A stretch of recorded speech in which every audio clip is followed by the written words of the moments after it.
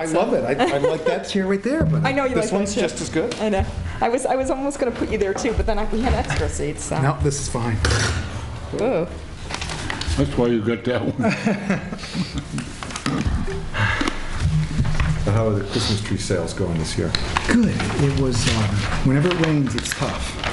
So this morning was tough and past Friday. Oh, you mean that people don't come out to? Yeah, they don't want to get wet and get a tree. They want to be dry or maybe cold, but not wet. What is the 60-degree weather, though? People not think about Christmas when it's... No, they do. It makes them think how easy it is to get a tree in 60-degree weather. Yeah. Yeah. Yeah, so once it stopped raining, it should have helped. Yeah.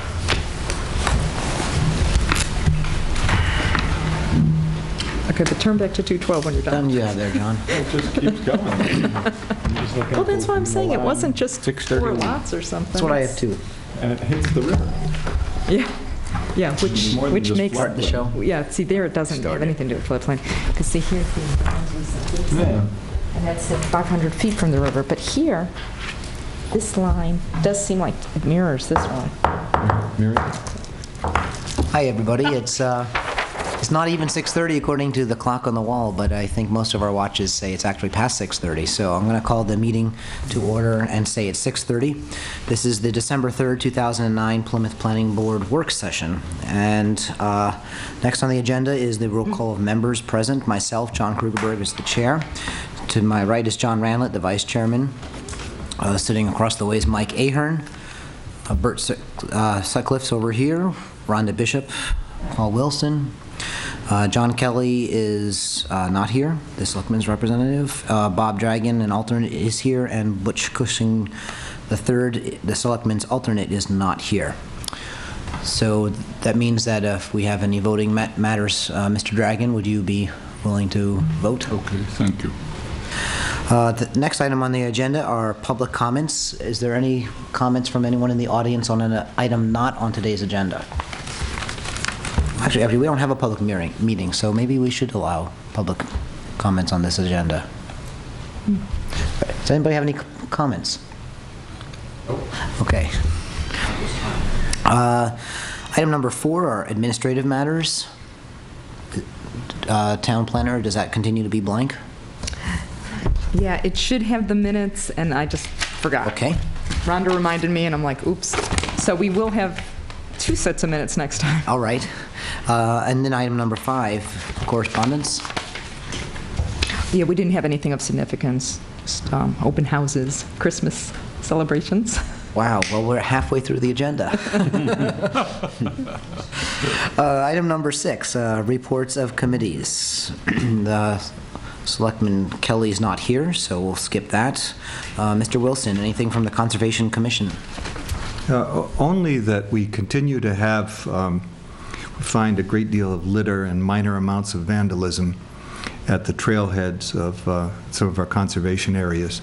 Conservation Commission has been taking turns cleaning the litter and repairing the vandalism. We have in the past reported it to the police. It seems to happen often at night.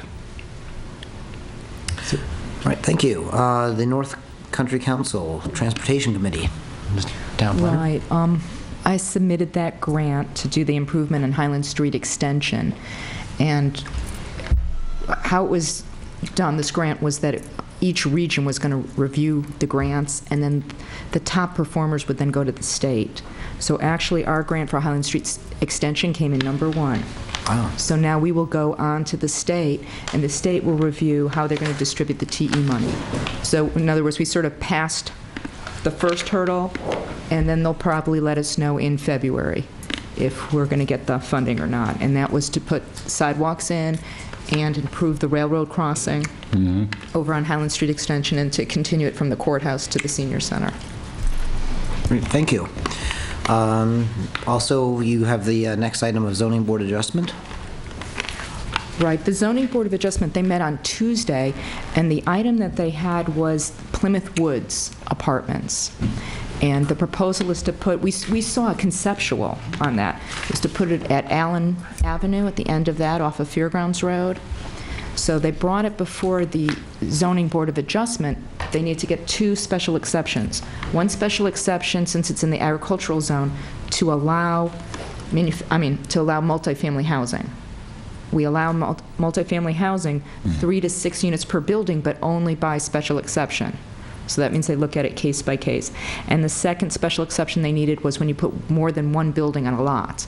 And their proposal is to put 4 buildings, each one would have 6 units. So it'd be a total of 24 units. So they went to the Zoning Board of Adjustment. Zoning Board of Adjustment had a lot of site plan concerns, so they tabled it until their January meeting, and they want the planning board to look at it and try to address the site plan issues, specifically stormwater drainage. There's a pond there that tends to flood, and that's not on this property, but it will impact the property. The property could impact it. So they want those kind of questions answered. There was also a question about the ownership of Allen Avenue. That's a private road, but who does it belong to? The residents that live on it, or does that belong to the Blackies? So they wanted that clarified. So as I said, they have submitted. The planning board will be looking at it December 17th, and then it will go back before the ZBA. They're going to have to get both reviews, review from the planning board for site plan, and then also get the special exceptions. So it's a matter of which one do you do first. Will there be an engineering report over that issue of the pond? Correct. Okay. Correct. And they didn't have the engineering information at the zoning board meeting, but now they've presented that information to me as part of the site plan submittal, because usually zoning board doesn't look at site plan issues. But in this case, it affected. I mean, if there's a large concern about stormwater drainage, then you can't exactly approve the use, because one sort of impacts the other. It's a relationship. Thank you. Next, the Water and Sewer District source. Ms. Bishop? No report. Do we have anything for the next several items, 6 through 10, on the Pemigewasset River, Newfound Lake region, or Right. My only regional comment emergency? is, if somebody would like to volunteer to sit on these committees, please let me know. We like to have someone from planning board, so. Well, we have, on the Pemigewasset River Advisory Committee, Dom Morocco, who's the chair of the Conservation Commission, is going to discuss taking that position to represent the town of Plymouth on that board. Okay. Do you think if something significant happens at that meeting, could he just send me a memo and then I could report back? Because what we wanted to do was have someone from planning board so we could have a liaison. But if Don Morocco's already there, as long as he just sends me an email, of anything that's significant that he'd like planning board to know, then it would serve the same Right. function. Okay, thank you. So that means if anybody has an interest, we still have open the Newfound Lake Region Watershed Steering Committee, the Newfound Lake Region Association, and the Plymouth Regional Emergency Management Committee. People might put that in the backs of their minds and think about that. And then finally, under item number 6, the town planner report. Right. Just a little bit of housekeeping in that, with the zoning amendments, we're going to go through that later on tonight. And what I was looking for is that I could advertise for public hearing, because there's some set dates for the December 17th meeting. So I passed those out to you and will give you time to review them and look at them. This is a first draft, and just because I have a public hearing doesn't mean it's done. It's just an opportunity to give the public input, and then we will schedule a second public hearing after that. It's very regulated of when you need to have your public hearings by, and I don't want us to get too tripped up by, having to have 2 meetings in a row or meeting, it's only 1 week apart or whatever. So I want to give us enough time. And just to be clear, those items are what we will be discussing under new business number 1? Number 2? 2, correct. And then the only other report, it's not really that much of a report, it's just that people do call me and ask me about Lowe's, what's happening with Lowe's. So I thought I'll just give an update. Actually, nothing's happening. So we were required to submit a brief to the judge, and this is the state Supreme Court, and he has that because we submitted it in August, and then he needs to set a date. And the date will be set anytime from now until February, March. So that's when we'll hear when there's a date set for it to be heard. and then I'll let you know when that's going to be taken care of. But it's still a matter of an abutter suing the town, and then, the town's attorney is responding to that. So he has until that date to set a date, or he will set a date within that time frame to make He a will decision? set a date within that time frame. Thank you. I- Yes, May I ask a please question? do. Is Lowe's still actively pursuing this, or have they stepped aside, or is it just a court hearing? Yeah, so that's a lot of rumors going on around that, too. What it was that in addition to our town attorney, Lowe's hired their own attorney, so their attorney was helping our attorney, but he's on a retainer, and it got to the point that Lowe's said, we just can't afford to have him on retainer. But we consulted with our attorney, and he feels that this is the last part of it, this is the last step, and that he can take it. I mean, we're very close to the end, and he feels he can take it. So we talked with Lowe's, and we said, we don't really need your extra attorney, we've got it from here. So Lowe's said instead of them hiring their own private attorney, they're going to share the cost with us. So we have one attorney, but they'll pay for part of it, and we'll pay for part of it. Okay, but Lowe's is still actively active. involved in this? Yeah, Okay. they're still active. It just got, when they decided not to keep their attorney, people got nervous. No official withdrawal or anything at this point, so... Correct. There's no official withdrawal. A lot of people got concerned because they didn't retain their attorney, so. Right, yeah. Thank you. Thank you. Okay, moving on to item number 7, which is new business. We have 2 items. First, a library update, and then the zoning text amendment discussion. Excuse me. So first is the library update, and I think the town planner. Oh, well, we So have 2 introduce. people here from the library committee, Winnie Holt and... Doug Grant. Yeah, Doug Grant. So you all are welcome to come on up and...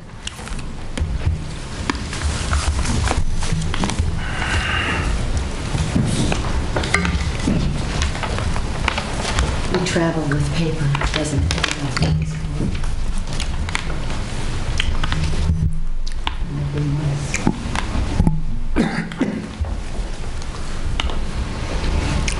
Nice to see some of you again, who we've seen in other committee meetings, other times.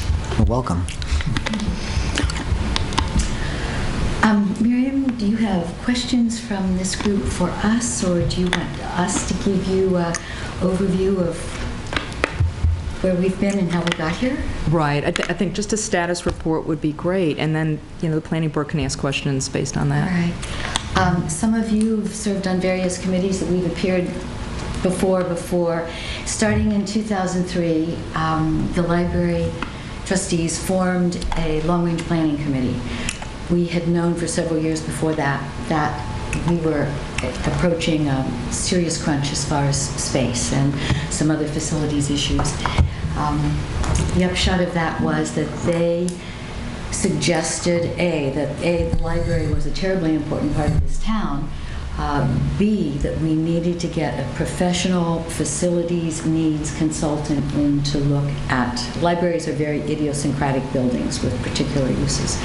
So we then did that.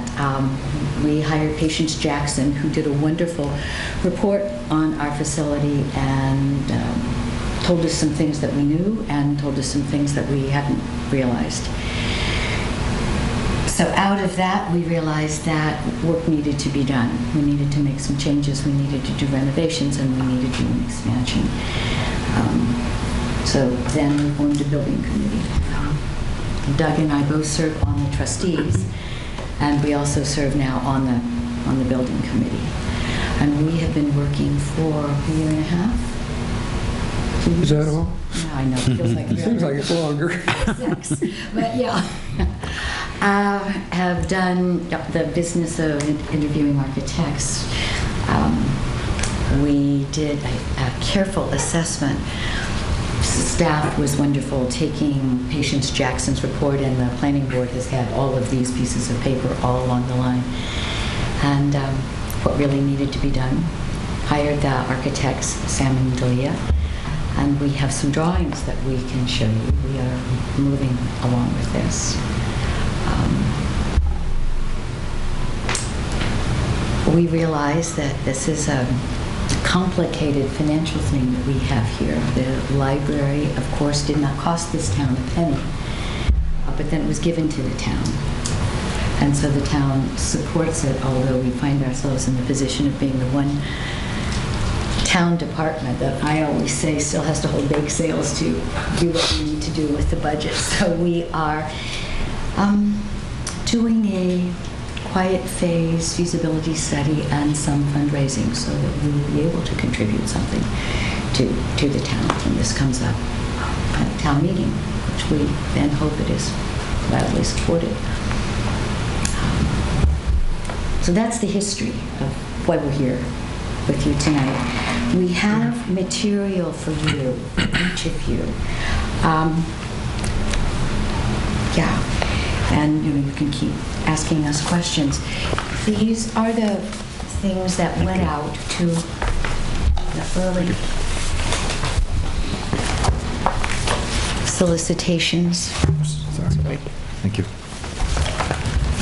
Here you are, for funds. It gives the background very succinctly of why we are doing this. I think it's interesting if you look at page 1 and you see the original young ladies. 1873, this group of young ladies, and they really were young ladies, they were late teenagers, realized that there was a serious need for a library in this town.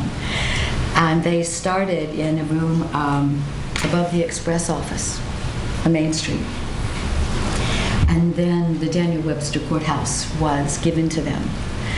And that small building was the library until 1991. So you see where we were and where we are.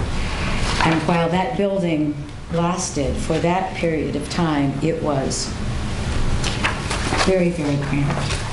And our building now, believe it or not, is very, very cramped and has some security issues as well. So we really feel this is important. You can look at this now. You can take it home and use it as your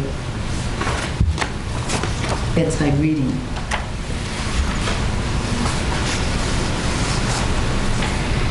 There will be a quiz, though, at the next meeting. We'll be back with the questions. Are you hoping to make it for this upcoming town meeting? Absolutely. Absolutely. Yeah.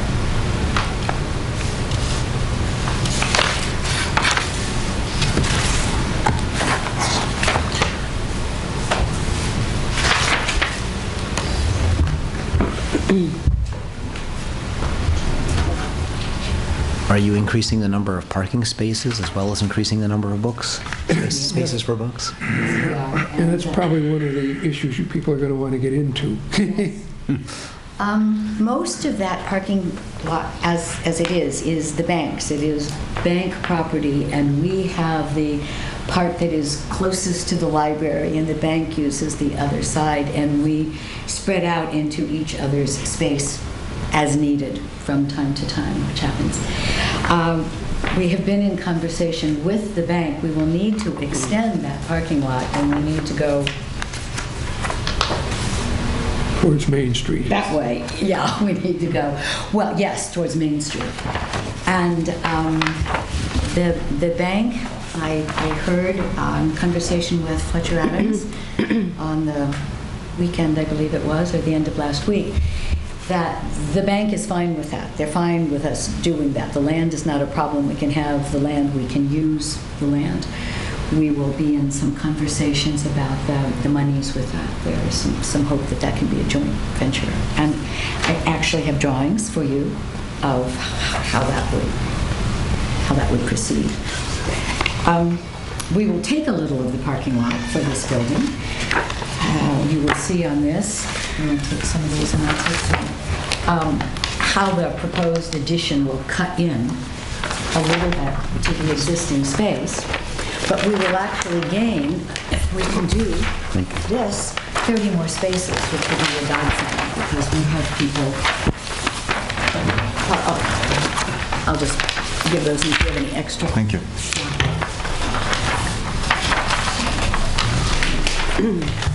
So as much as, I mean, we're done and, Hey, Frank, you can sit closer. yeah, come, yeah. And we have the big drawings as well as the smaller ones that you have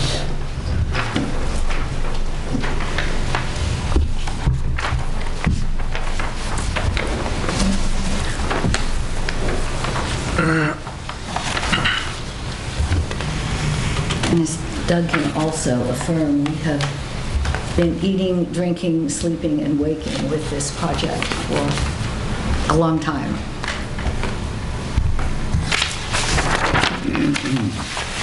And where's the new parking on this? Is it The parking is the gray. You can see the extension. If you look on,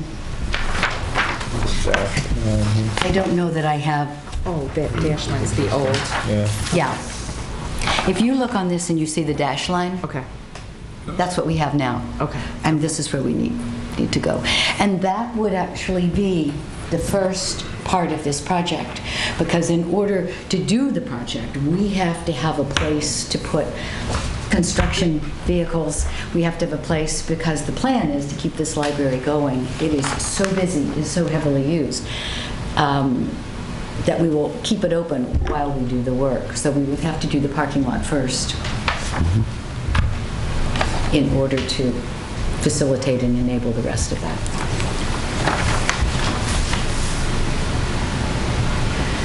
One of the things in the building,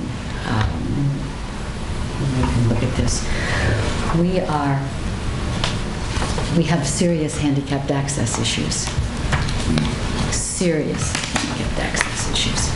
And we also have some issues about children's space.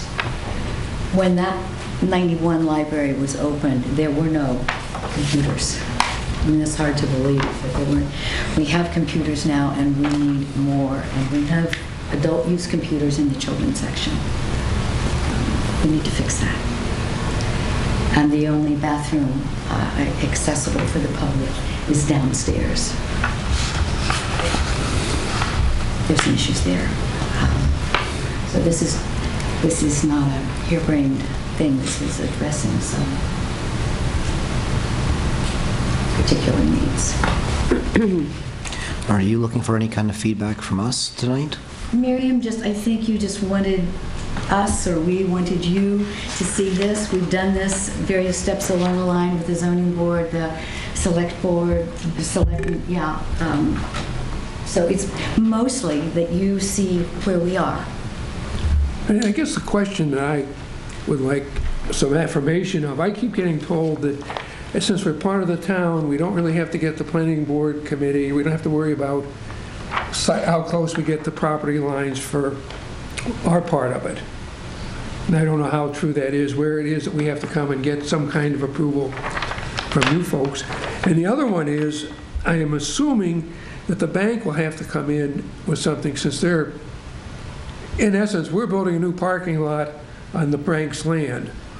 Now, we're doing it, but it's the bank's land, so they should probably have to, or we have to come in and get some kind of approval for that. I think so. I don't know.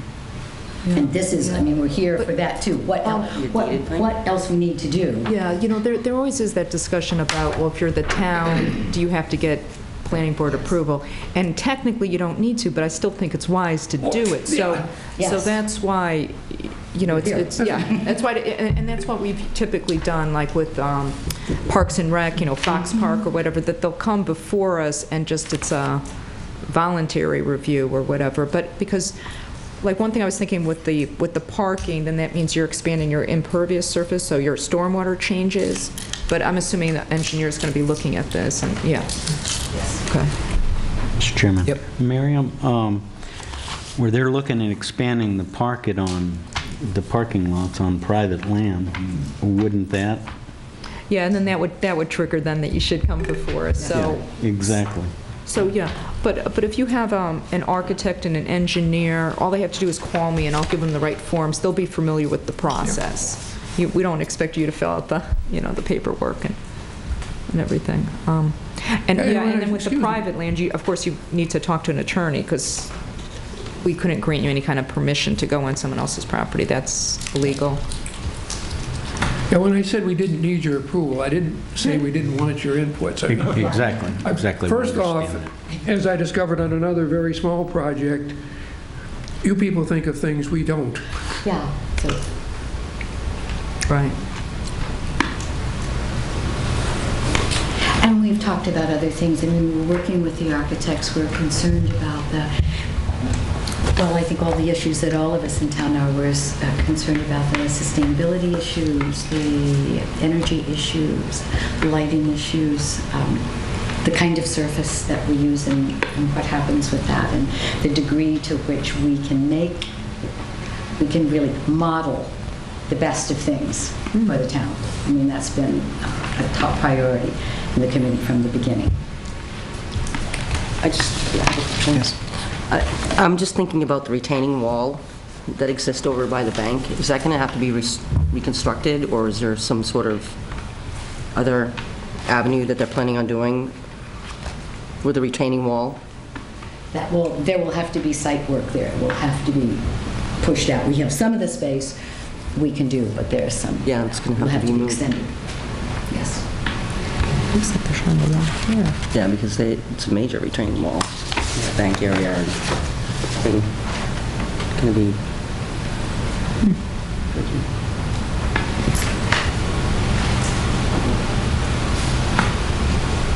Yes. Well, I got a couple things. This diagram of the boundary lines it's not reflected in your display. This shows that you're so many feet from a boundary line of another property, and this map here shows a boundary line of something different, unless I'm misreading something. Is this a shared boundary line between the bank and Ross Teachman? Yes. Okay. Yes. And okay, And they're in this looks like, conversation. yeah, this looks like this is going over close to an edge of that cutoff, the drop-off, and that plan reflects an area. See, this shows, Expensive there, isn't it? this shows that Climb down over that. you're right to the edge, Real steep. and this to me shows there's a substantial setback buffer from that driveway through. So I don't know if somebody was getting too much information on here, but this sheet here should reflect. The scale doesn't match this- up. Yeah, and this doesn't reflect, the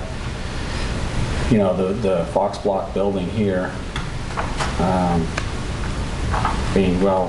The reason I'm into this is because 5 years ago I had a plan that was going to connect this parking here, expand this parking all the way down behind Fox Block and the dry cleaners, connect to the Plymouth Insight all the way to the community guarantee banks, because all of this whole area is the old access road.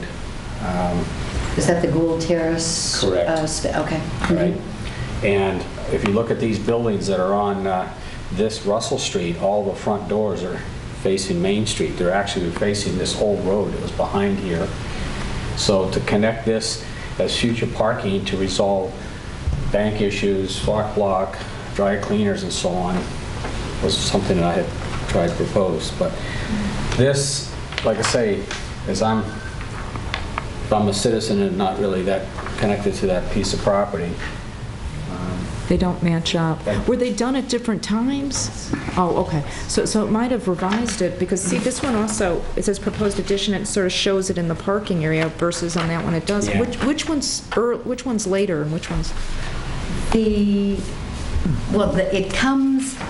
proposed addition comes out into the existing parking area. So That one doesn't show if that that as well. was a, Well, this is dated one I 98. think is the revised design. This was taking the space in to the parking lot as it is now. And I think this was done as the drawing to show, and it is probably not to that proper scale. I mean, it's not a working drawing, it's a Conceptual. picture. It's a conceptual drawing. So that you see where the building has been extended, and then you see how the parking lot has And this, is this The one, new this one's parking lot. dated September 98, and that one's March 2009, is that correct? Yes, That's what it stated, yeah. yes, yes. Oh, okay. Yeah. Okay, 98 and 2009. Yeah. Okay, all right. And the, the downtown parking evaluation program, one of the things where we tried to gain some spots was over here on this boundary line. I don't know if this represents a 5-foot setback for, let's see, this is in the multifamily residential zone. I didn't know if this is something that we were going to look at for usability of the property. They're going to still continue the same traffic pattern flow. But I didn't know what they were getting for the width, you know, an offset of this building here to relocate these spaces and keep the dimensional requirements for parking if they needed to use some of this space. That's the question. So your plan is to come back to this board with either the architect or somebody? Oh, yeah. Oh, absolutely. All right. Yes, yes. Yeah, that will just do a formal submittal, even though you're not required. This is but basically to show you what is being worked on, worked toward. We are blessed with a very complicated building lot. It was given to us for $1 by the bank, as long as it's used as a library. It was the former Pease estate. It's not the piece of property that at this point, if you're trying to enlarge a building, ideally you want given the slope, but it's the perfect location in town. It really is. I mean, it functions as a commons in town. It really does function as a hub. And it draws so many people in and then the town benefits. I mean, Main Street benefits, Tenny Mountain benefits because of people in and out. But it's a very difficult space to do what needs to be done. The big excitement is that we have an elevator and a safe one. We have something that functions as an elevator presently, and you really don't want to have to use it ever. And we were concerned that we couldn't put it in where it needs to go, and we had a test pit dug, and we can. I mean, that was the biggest, best news about a week ago, that it's sand, not ledge. So. Great. Mr. Dragon had a question, I think. Yeah, this is very informative. This quite interesting. Thank Just you. going through it. Thank you. One of the questions I have out of curiosity more than anything else, but is it will relate to the expansion. What's the existing square footage, Doug, now? Do you know what you have? And what will it be for the proposed? I didn't bring that with us. We had it at one time. I didn't know if it was in here. I see they mentioned some other statistical data, but After I got here again tonight, I looked because we have been to that. We are about doubling usable I was going to space. say, it looks like it'd be more than double. It's just about, I don't think it's going to be more when we get done. Okay, but we don't know It's what the about- existing was, square I'm footage very now. sorry but that we don't hold That's this. all right. And then, of course, what we found when we started, there's the really the usable space, and then there's the space that is the hallway space and the rest of that, so floor space versus that. And we have had a series of figures from the original architect's drawings to I'm wondering how the parking issue will be resolved with that, 100% capacity, double, But hopefully there'll be sufficient room so you can go forward. The other question I have is, what is the projected, as soon as you get the money, but how long is this something we hope to do within the next year, 2 years, and raise the necessary funds to $450,000, I see? Well, this is what we had targeted and hoped that we could just raise ourselves. The trustees and this steering committee that is working very hard on this as a contribution to the rest of the money that will come Eventually, down. hopefully, come forward, sure. Yes, yes. The total cost, if that's what you're dancing around, is about $1.8 million. About $1.8 million. Wow, yeah. So, And we're hoping, the only good thing we can see out of the current recession is that maybe it's keeping the price at $1.8 million for us. Well, it seems though you're financially viable at this point here for what extra you're trying to have, the 450 or roughly $500,000 in donations and And monies that money coming in, sure. Thank you. 75,000 was set aside in the capital Right, reserve. I saw that here, yeah. There are some funds still held because when the library was open, there was still some money from that Charlotte Pease testamentary gift that had been well invested and was used to build that library, and that then was turned over for our use to the town. So we tried to use that very judiciously.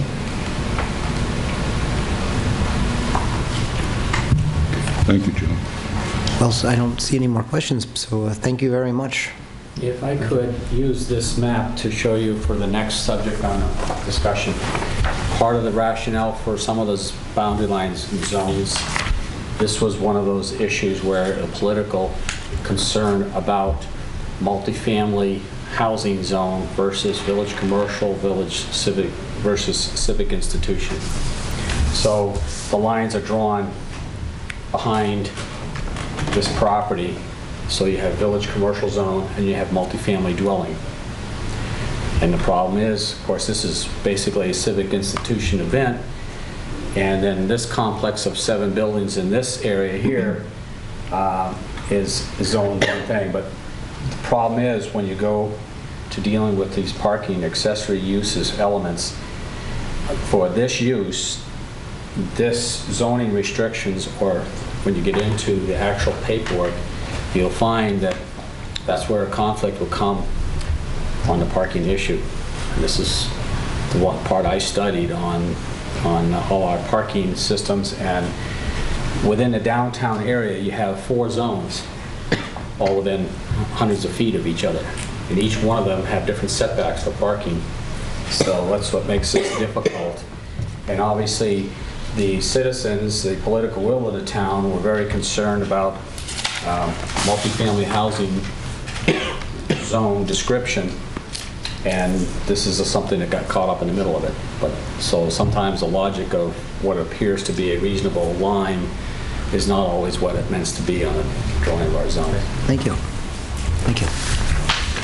Thank you. Very much. And if you have any other questions, I've said it every time we've come, you can contact me, you can contact us at the library. Thank you. Thank you for your time.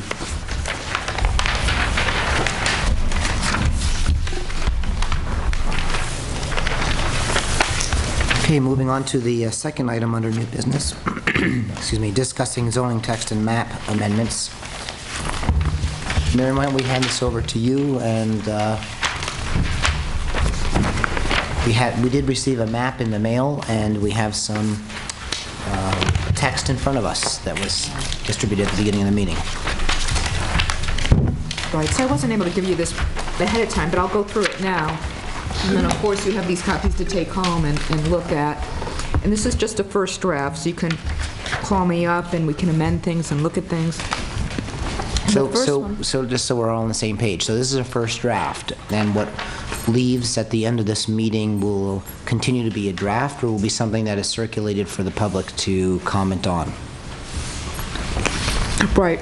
At the end of this, I'd love to get your comments, and then I'll produce another draft from that comment, and then advertise for the public hearing, which will be December, I think it's 17th. You know, be part of our regular planning board meeting. Yeah, December 17th. And then after that public hearing, we can adjust it and amend it further. Okay, so what leaves here will be massaged by you in terms of what you understand where the Right, what I direction the board understand from sends you. you. And you will at the same time post a public hearing, and then the public and we will get to see the new iteration for the next meeting, at which point the public can make input and we can further massage it. Right. Thank you. Right. Right. So after today's, you know, I'll take everyone's... Or delete it. I'll take today's comments, and then you'll get a copy of that before the public hearing, though. It'll be at your regular mail out, which is always, you know, 5 days before Hopefully that turns out to be the Saturday before the meeting. Okay. The first one was duplex versus two-family dwelling. And this is much more confusing than it needs to be. But for some reason, our zoning ordinance, we have two uses. One's called a duplex house, and with mine, I highlighted it in yellow. I wish I highlighted it in yellow on the computer, but it didn't print that way. So. Oh.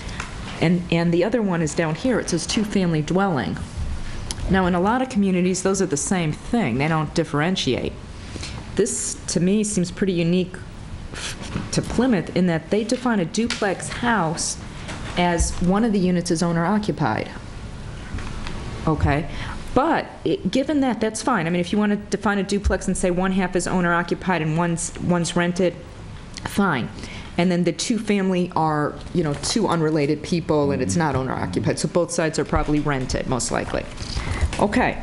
But when you think about that, if you're going to put owner-occupied on one side, that typically means there's more supervision of the other side. Or if it's owner-occupied, it's not as, how do I put this? It means that it's under more control and scrutiny, okay? Because the owner's there and he's going to be respecting his property. Yet, our zoning ordinance is stricter on the owner-occupied duplex than it is on the two-family dwelling. Meaning, in the multifamily district, the MFR, we don't even allow the duplex house. So why wouldn't you would allow the two-family, which has two people that aren't related to each other, to live there, but if there's an owner and he wants to rent out the other side, all of a sudden he's not allowed to do it. So that's what I'm saying. It didn't make any sense. I've been scratching my head on that. In the agricultural zone, duplex, again, if there's an owner on one side, all of a sudden he's penalized in the agricultural zone. It's only by special exception versus two-family. If there were two strangers, then it's permitted. So every time you say duplex, you mean an owner-occupied, and every time you say two-family, you mean specifically no ownership. Right. Okay. Two renters, two families living independently. And as I said, that's not your standard definition, but that's the Plymouth definition, that duplex is owner-occupied. Okay, so my proposal, and we could do what Bert was suggesting. I think he said just get rid of one of the definitions. We could do that. Or at least make them consistent. I'm guessing there was some kind of thinking of why they wanted to have one owner occupied, because as I said, it's usually, if the owner's on one side, you have, should I say, less of a problem? I don't know, but it's a different situation than if they're two renters. But anyhow, so my proposal is with the duplex, okay, I put it in bold where I was going to make a change, and a cross-through font where I would eliminate it. So the duplex house in the multifamily district, since the two-family dwelling is allowed as a special exception, or I'm sorry, it's allowed as a permitted use, but change that to special exception and change the duplex house, the one that has an owner living there, as a special exception, so that the two are treated similarly. Yes. I'm just really starting to understand this whole thing, and I guess maybe I didn't follow as closely as I should have last time we discussed it. But how are you going to force someone if they are calling it a duplex house and then the owner moves out? Yeah, I'm not really comfortable with doing that anyhow because in zoning, you're not supposed to look at, let's say it's a single-family house. You decide to rent it. We don't care zoning-wise. You could live in a house, it could be owner-occupied, it could be renter-occupied. That's not a land use that we look at. Your tenancy. So I'm not really comfortable with this at all anyhow, but I'm assuming there was some reason putting it in. We really shouldn't look at if it's owner or rented. Okay, Frank knows the history. Well, why don't you go on, Mike? I kind of like Bert's suggestion of eliminating. I think we ought to just eliminate duplex house and just call it a two-family dwelling and keep the permitted the way that it is and special exception the way that it is, and redefine two-family dwelling is what it should be. Right. That it could be owner or not owner. And just eliminate duplex house. And just keep the permitted the way that it is. Yeah, that's absolutely fine, but we might want to... I'll tell you the history behind this. In the beginning parts of '80, we were having a massive growth of the college into our residential zone areas. And so the ways that were formed to come up with solutions. This is a product of that. So that. But why that was it element- stricter, though? I mean, if you, I would rather have an owner on one side and then the student, then it's People a two don't students. A lot of people, good people, well-intentioned, don't really understand the total legal elements of suggestions of ordinances that we currently have in our book. It was a response to a situation where they were trying to control the type of expansion of people changing a single-family house into different occupations. It was a concern about we were losing our residential neighborhoods to college campus type living. Obviously, I think we've turned around because of the construction that the university has done and trying to get their people back on campus. And so the rationale for this isn't as valid as it was in the 80s that we were dealing with this. Yeah. And I think the deletion of the one term and go with the single term would be an appropriate action that would give the control review of the planning board for the event and simplify it. So Mr. Sutcliffe and Mr. Ahern have both suggested removing the duplex and just keeping two-family dwelling as the only sort of multiple dwelling house category. Does that strike the fancy of everybody at the table? Okay, there's a second issue related to that. So I think we're pretty clear in giving you some direction there, Miriam, about striking Right, I'll duplex. strike duplex, because as I said, I'm not even sure if it's legal to differentiate between owner and not. Because we don't do it with single family, we don't do it. So then the second item, issue related to this, is that in the two-family dwelling, you've decided to move some permitted uses to special exception. And is there a reason for doing that? My reasoning was just with the duplex. Well, there's no duplex now, so... Okay, but when it was, they weren't even permitting it, so I was So trying to honor that. do you want to continue to recommend that we change those? Well, that's why I would like your opinion on that. So with multifamily, I'm fine with just leaving it permitted. It is multifamily. Right. I was just trying to respect that concern that duplex, they didn't even allow it, which... Right, but if we eliminate duplex. Right. Right. So let's say, okay, single family, everyone agrees what special exception, and with the multifamily, we'll keep it as permitted.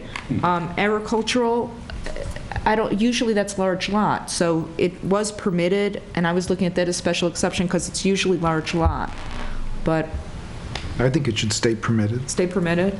No. Okay, that's fine, because again, as I was saying, I was just trying to make it more consistent. And then CI is civic institutional.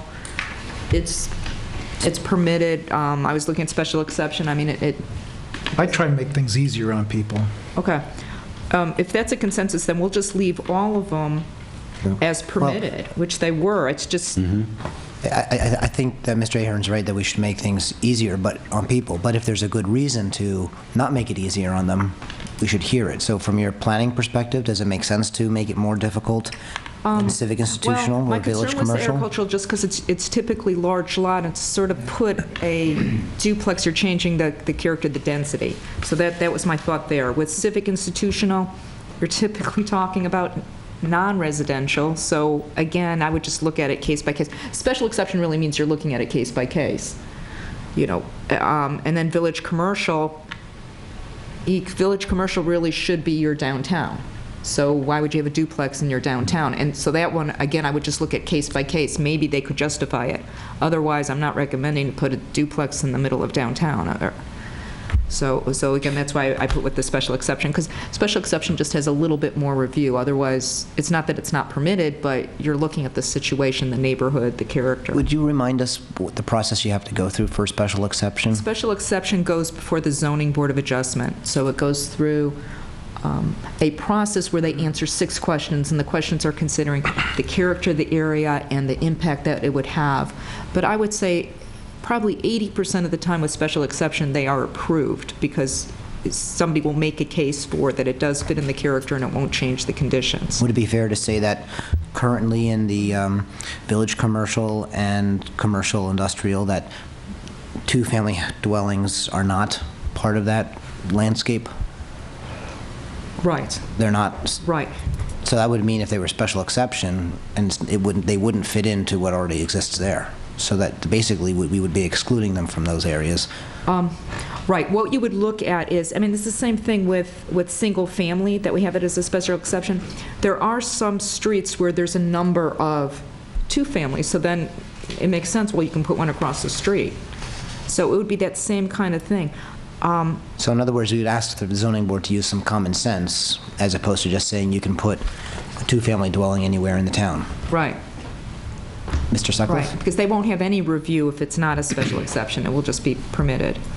But in order to put a two-family dwelling on street level, assuming that it's a freestanding building in village commercial, it would require a variance from the normal ordinance anyway. Right, it would have to be above the first level, right, So to you allow go to residential. zoning board for a special exception and a variance concurrently to build. It seems silly to permit something that's not feasible without a variance already. I mean, we already have it zoned out in other ways. So you're arguing that it should be special exception? I'm arguing that it It's really already- doesn't matter. Okay. Mr. Miller?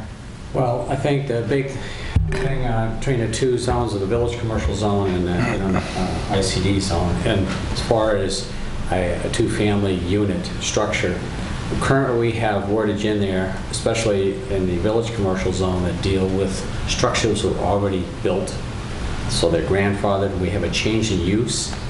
They've gone through cycles from retail back into residential, and so to maintain the character of our downtown and what that type of character represents for the operation of that area, we have addressed the issues of the character of a structure, of existing structures that look and have the appearance of a family house. And nobody would take what's left of Main Street. We've only got so many thousand square feet left of Main Street to build a brand-new on-site two-family house. It's not the appropriate location. It's out of character. It shouldn't really be done because we've only got so much left. And the same thing with an ICD area. And obviously, there's a lot more land out there. You could put buffer zones, but the whole concept of zoning is obviously to maintain a character of a particular area to its predominant use. And so you have your structures that are designed to accommodate the type of use for that zone. So the special exception for Main Street as far as residential use should continue to be a special exception because we need to really have a separate review as to the value, the return to the community as far as that type of event taking place. And, obviously with the agricultural zone and the other zones, it fits the character of the zone. An agricultural zone would have sufficient acreage to provide the buffer and that type. But especially the village commercial zone, that type of structure that represents residential, unless it is the will of the Main Street business community that they're trying to make it look like houses rather than buildings, because in this type of zone we tend to have 2 or 3 stories to maximize the use of the space of a lot. You go up where residential is not the case. So that's some of the logic behind some of our special exception zoning for residential in a commercial zone. Right, but currently what we have is it's a permitted use in both the commercial and in the village commercial industrial. So, The conditions, the asterisk is that right now you can have residential as long as it's on the second floor. You can't have it at street level. in the commercial industrial. In the village commercial. Right, but not in the commercial industrial. Not in the commercial Right, industrial. so So now there's if you were trying to simplify, so-called have this apply to all areas, well, I don't think you could do that because the village commercial zone represents a defined area that's unique, and to try to apply that standard out to the commercial zone would not be appropriate. So what's the will of the board in terms of leaving it permitted anywhere in commercial industrial and permitted anywhere in the village commercial, or does it make sense to try to say that somehow the essence of these two zones by their nature don't inherently have two-family dwellings, so therefore it should be done on a case-by-case basis, especially if there are already pre-existing two-family homes there? I think I would leave them where they're at, no. Leave it as permitted, or? Mm-hmm. I just Mr. Wilson? if you could just clarify the question. Sure. Right now, You're asking a question with regard to which zones? the CI and The VC. civic institutional, yeah. I'm sorry, yes, I called it commercial industrial. I'm sorry about that. Civic institutional. Okay, that's where I got thrown off too. Okay, civic institutional. All right, so agricultural zone, we're pretty, everyone's of a like mind that we should just leave that as permitted. Right. Okay, so we'll leave it as permitted there, and then the civic institutional, village commercial, those are the two, okay? And civic institutional is typically like the, sort of the downtown university, town hall, Highland Street parts, and then the village commercial is, typically your downtown. But I guess the only thing I'm trying to make sure that we understand is that we could almost rename civic institutional residential, and we could rename village commercial as village commercial residential, because these are permitted uses. Granted, there are some variances that need to be sought after in the village commercial, but we're not saying that this is really civic institutional only, and by special exception, you can have a two-family house. We're saying this is civic, institutional, and two-family house. And maybe that's okay. I think I agree with you in the point you're making, but village commercial extends up Old North Main Street. I mean, there are sections that are very much residential currently, Right. and should continue to be. Which is why I thought it was important for Miriam to point out that there's the idea that it fits into the surrounding community. Mr. Ahern? I wouldn't be as worried about the village commercial. I mean, multifamily units of 3 to 6 units are permitted in the village commercial, as long as it's on the second floor or higher. I kind of feel that we should just stay with what's permitted and special exceptions for the two-family dwelling for now, and if there's a problem down the road, let's just take it one step at a time here and just get through it. That's my feeling. Yeah, that is a good point. I was looking at that where it says a multi-unit dwelling, it's 3 to 6 units. Well, what if you're 2 units? So then that goes back to the two-family. So it's not your typical duplex, what you imagine in your head. It's just two apartments. Up above. 2 apartments versus 3, because our multi-unit, we don't call it an apartment unless it's 3. Well, I don't hear an undying desire for people to change those. So should we move on to the next issue? Well, Frank wanted to. Just the last info, the work that was done by the planning board in respect to residential is down across from 83 Main Street, the redone of the building that went into residential next to the printers. And the whole key issue for the planning board and the zoning was parking. Village commercial zone, there's no parking requirement. And as a result of the zoning board, planning board action, they obligated those people for that residential use to provide parking in the village commercial zone. So it's the actual use list of what you actually do is one part of the program, and the other part is the accessory elements, setbacks, your landscaping, sidewalks, and parking issues that reflect how you're going to affect the area that you're doing this. So that was a big key event, and I can tell you this, this is a very sensitive issue when it comes to the voters, because some of our lines that of been designated for various single-family residential, multifamily residential, and so on, become very contentious because of people's concern about how the items are going to be mitigated when you, the board, allow somebody to change the use of or to make a structure do something in a zone. And this is just lessons learned. I think that sat through a lot of. Okay, well, then it's looks like it's time to move on to the second one, accessory structure setback. Right, okay. So currently, what our ordinance says is it says a building or use subordinate and customarily incidental to the main building or use may be used where the main building is permitted or granted special exception. So meaning that your typical building in the typical zone is 30 feet from the front, 15 from your sides and your rear. And so they're saying we will allow an accessory structure.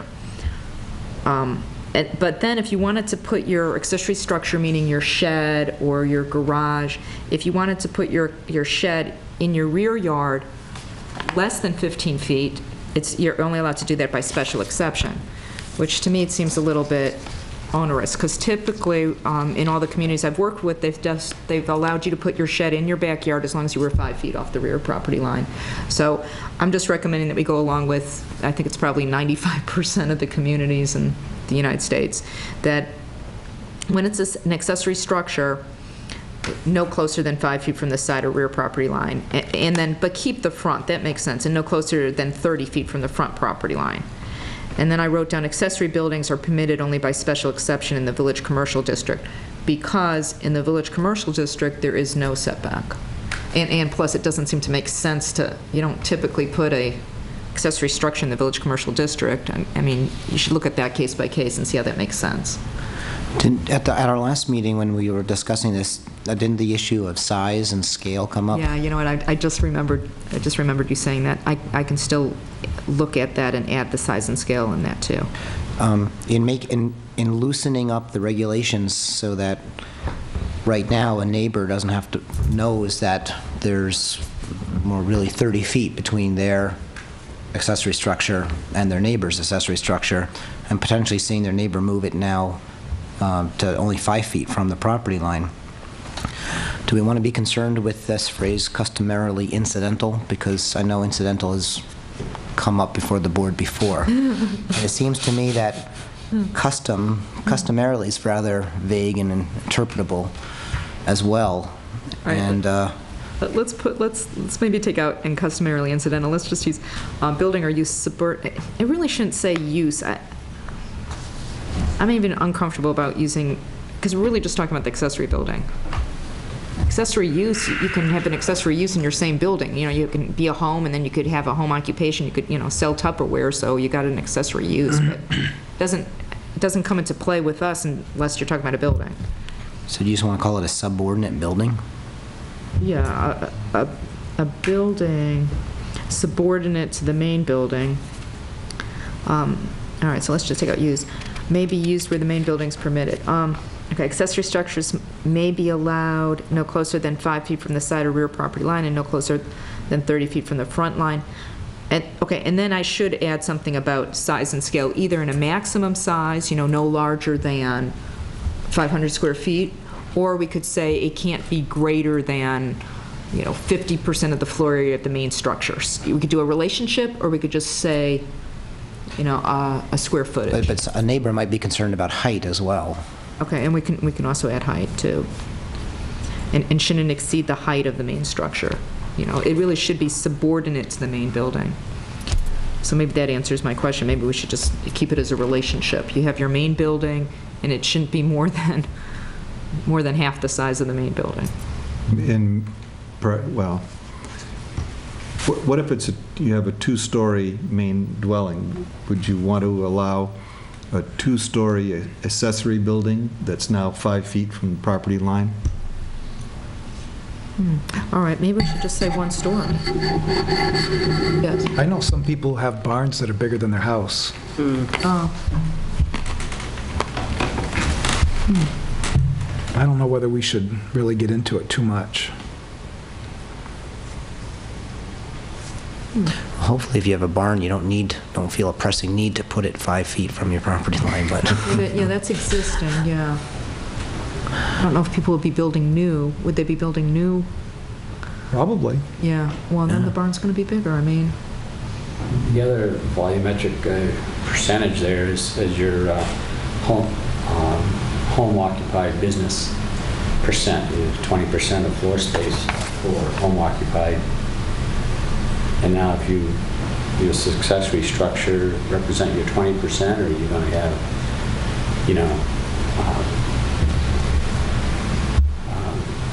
20% of the total? What is it that we're trying to allow, I guess, in the change? Just a shed or garage? Yeah, well, actually, you know what, maybe we should clarify it, because if it's in the agricultural zone where you're talking about bigger lots anyhow, you have more land, and so it doesn't really matter the size and the scale. But what I was looking at is in the single-family residential zone where the lots are smaller, and you're not allowing it, the shed has to be 15 feet, and typically the lots are, let's say, 1/4 of an acre. It's very hard to do that, and yet a lot of people want a tool shed. Well, would it make more sense to talk about different types of building? I mean, a barn and a shed, they're two pretty different things. I mean, a shed in a residential district is very different from a barn. Right. Very different And in a barn, but a you're gonna garage have- could be built to have an office on the second floor or the third floor, I suppose, if it's a very tall garage. I mean, does it make sense to start to focus on different kinds of accessory buildings as opposed to just saying any accessory building can be 5 feet from the boundary?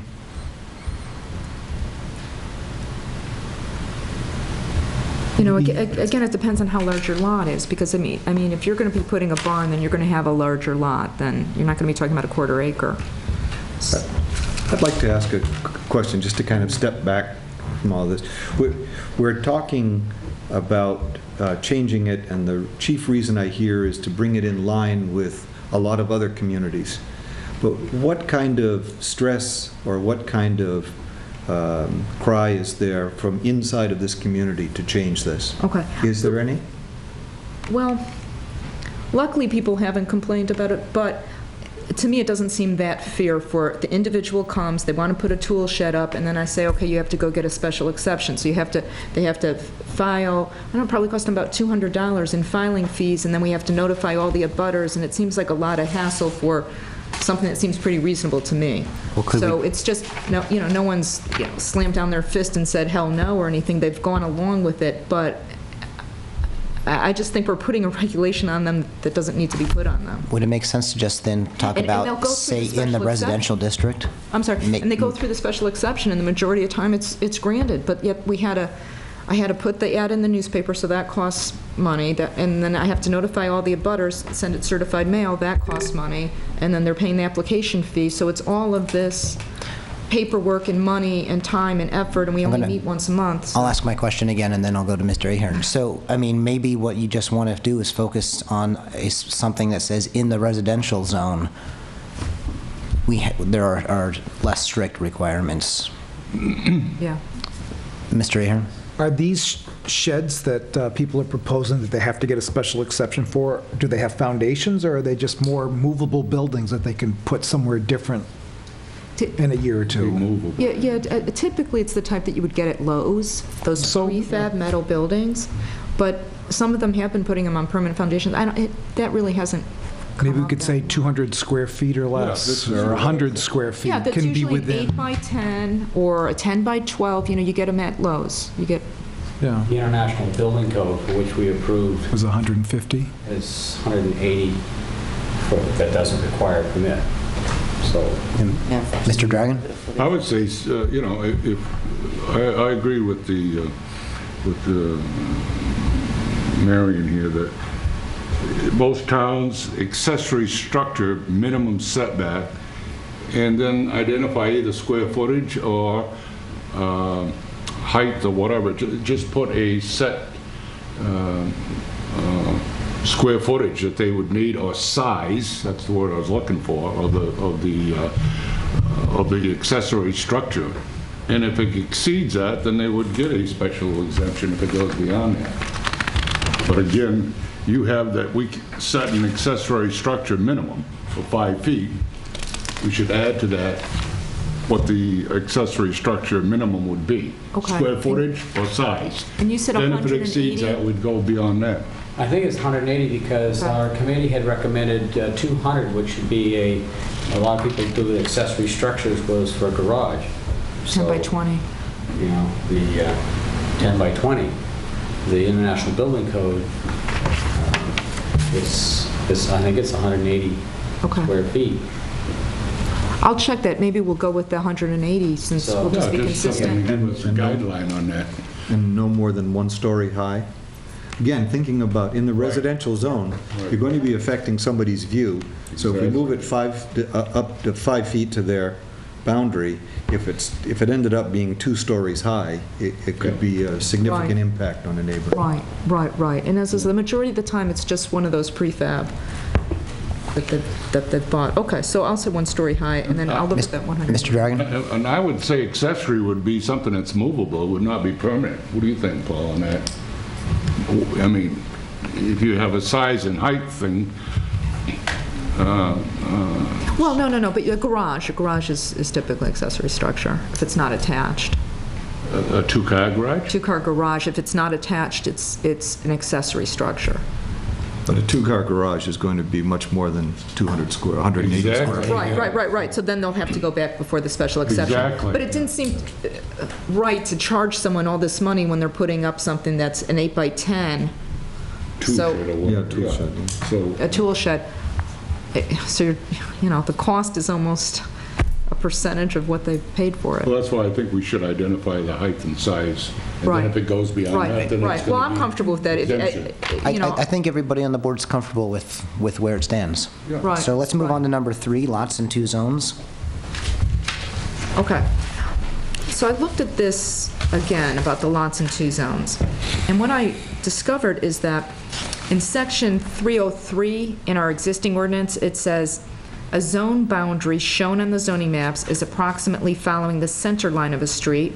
A shoreline of a body of water shall be construed as following such line. Okay, because remember I was saying that there's some lines that just look sort of squiggly, that they're not following anything. It says, when zoning boundaries are created using a specific distance from a street, the distance is measured from the closest edge of the street right-of-way. If the zoning classification of any land is in question, it shall be deemed to be the most restricted adjoining zone. Okay, but also the one that I had problems with was section 406, lots in 2 zones. It's looking at that same problem of having a line go through a lot, a zoning line go through a lot. When a zone boundary line divides a lot of record at the time such line is adopted, the lot shall conform to the regulations of the more restricted zone, provided the lot has frontage on a street in the more restricted zone. Okay. Where a zone boundary line divides a lot at the time such lot is adopted, the regulations for the less restricted part of such lot shall not extend more than 30 feet, 100 feet in rural districts into the more restricted part, provided the lot has frontage on a street in the less restricted zone. Every time I read this, I get confused. I can't figure it out. So what I'm proposing now is just to delete 406, and let's just, if it's in 2 zones, just do the most restricted zone. Fine. Or, or what I was proposing before, whatever more than 50%. But that language in that second paragraph, I can't figure it out. It's just, I know there could be an easier way of saying it. So, Mr. Miller, are you going to give us some history on the language here? Some history, and I think we can simplify it. Both passages about being in 2 zones basically is qualified about the fact that you would have frontage on a street, which means to me, street being a town-owned way, okay? And that's back in '82, this was the one-liner that when a zone boundary divides a lot of record in 2 zones, it is, you would follow the more restrictive zone so long as it had frontage on a street, which would mean that the town is maintaining a street, which should signal the fact that they has other owner use occupied on the other zone that you're in.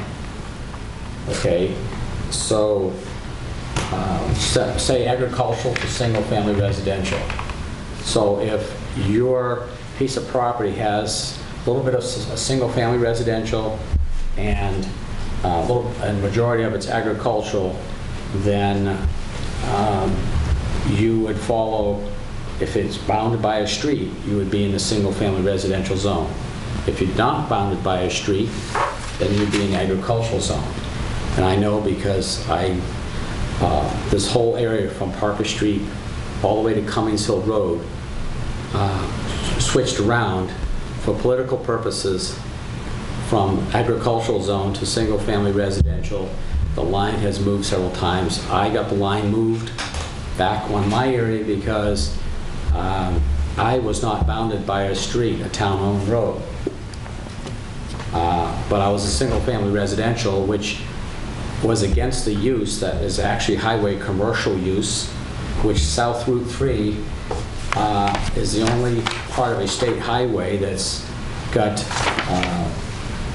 does not designate as a highway commercial use. But anyway,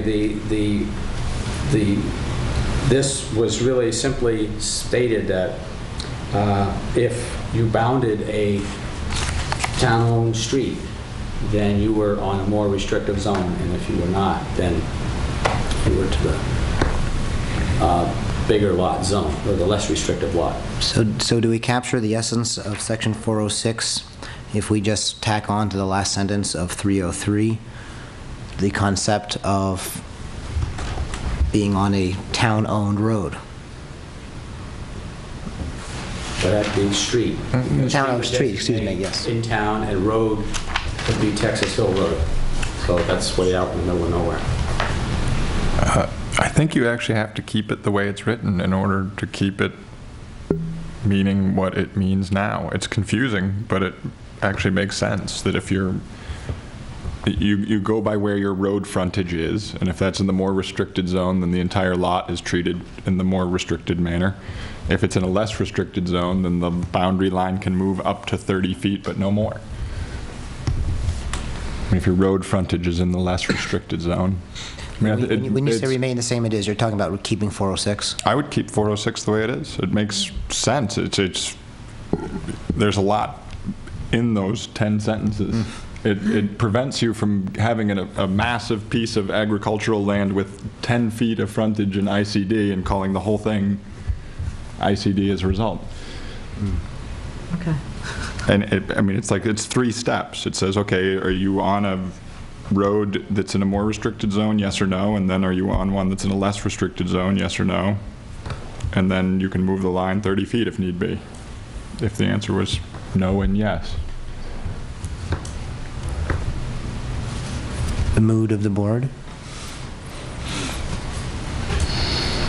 It would be nice if it was written more for just the typical person reading it, but it seems to be written for an attorney and Bert.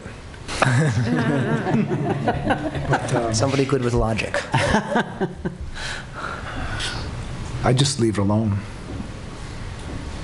It hasn't caused any problems, as far as you know, in town, other than some scratching your head? It's just more the scratching their head, and then I have to go through it, and, okay, this is what it is. I mean, no. So it sounds like we're going to just leave this be. It's one of those things that... All right, so we'll leave that Since one. Bert explained it to us. Yes. Yeah. So I just want to make sure there's a Incrementally. reason for it. number 4 is family unrelated. What I was looking at is that probably for about 100 years, maybe 200 years, the way that people or towns have restricted students is by coming up with what they call a definition of family. So you had your conventional family, and then you had students. But now our world is sort of changing, and so we have non-traditional families. And so we're having sort of an unintended consequence that we have our related family and then our unrelated family, and we're no longer just talking about students. So what I'm proposing is that since the purpose of having this definition of family is really to just regulate students and student housing, let's define it and let's regulate what we want to regulate, instead of having this unintended consequence of regulating 2 people that live together and it's a civil union, and and then all of a sudden they're non-compliance, which they have nothing to do with being a student. Anyhow, let me just read what my report says, maybe it makes more sense. Since we're a university town, we house a number of students in our community. Undergraduate students are typically young, 18 to 21-year-olds, and many are living for the first time unsupervised. In response to a situation where too many students living in one dwelling unit can create a negative impact on the neighborhood in terms of noise, trash, parking of cars, etc., the town of Plymouth has adopted a definition of family. Staff is proposing that this definition be more targeted to its purpose. In addition, since the purpose is to regulate how many students live in a dwelling, we need to state the regulation. Right now, we just define it. Even though we provide a definition, a regulation is nowhere to be found in our zoning ordinance. Yet the purpose of the definition is to regulate how many students live in a dwelling. So what we have right now is we have family related and then family unrelated. And that's how we've sort of been able, everyone says, okay, you can't have more than 3 unrelated when it comes to students.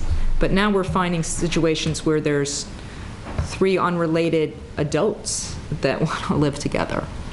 And that would actually be permitted. But anyhow, we're not getting at what we want to get at.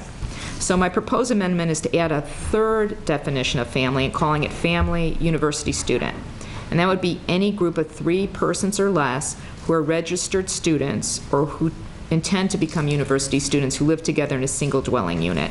And then, after having a definition, then having an asterisk on residential uses and put all residential uses shall comply with the definition of families as defined in the zoning ordinance. Because if we don't have that, they have to comply. You can just say, well, I don't meet the definition, I guess I'm something else. You know, there was nothing that had a regulation. Can you help me explain, can you help me understand what family unrelated is, like in an example, an imaginary example? Okay, so You could use me as an example. Me and who else would be my family unrelated? well, the way we've been using that now, that's how we do students. So students living together, they're family unrelated. Well, what you're saying is we have 2 definitions for the same group. Oh, okay. If it's family unrelated but not the university student, then it would be, let's say... Yeah, me and... Yeah, I want to understand this in me. Same-sex couple, and they're not married, but they live together. Uh-huh. And then we've had it where it's actually been 3 roommates that live together. So it would be me and my partner and Yeah. a friend. Yeah, That would be considered an unrelated family. right.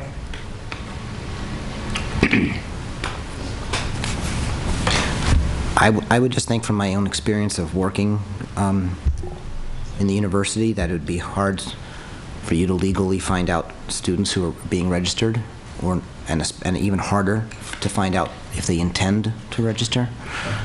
Yeah. Because, I- the university cannot give out, that there's a federal law is preventing, disclosing who's registered as a student, who's not. So I think it'd be very hard to find that information, and I think it'd be impossible to look into a crystal ball and guess if somebody's going to be a university student or not. What I have done with the research is that there are more cities and towns looking at just plain defining university students as a group that lives together, and Boston is the one that's just lately come up with doing this. And the reason why we haven't done it in the past is because we thought there was some kind of discrimination issue. But there's been a paper put out that's saying university student is not a protected class. There's fair housing regulations that you don't discriminate based on race, sex, handicap, religion, whatever. But university student's not one of those protected classes. Intends to become a university student. I was just trying to get at that registered student, but what if they're not registered and then, they're dropping out for a semester? I don't know exactly how to deal with that. But aren't you actually targeting sort of an aged group, 18 to 21-year-olds? You even use that in the description above. That was in my description. Well, what happens when me and my partner and the 3rd person living with us, who we've not legally adopted, I'm just imagining this, wants to go to university? Are we suddenly a household that's in this category, whereas before this 3rd person just made us family unrelated? Yeah, but I don't think there's any problem. The only difference between the family unrelated and the family university student is the family unrelated allows for children, and we don't count the children against them, versus the university student, we don't have anything about related at all.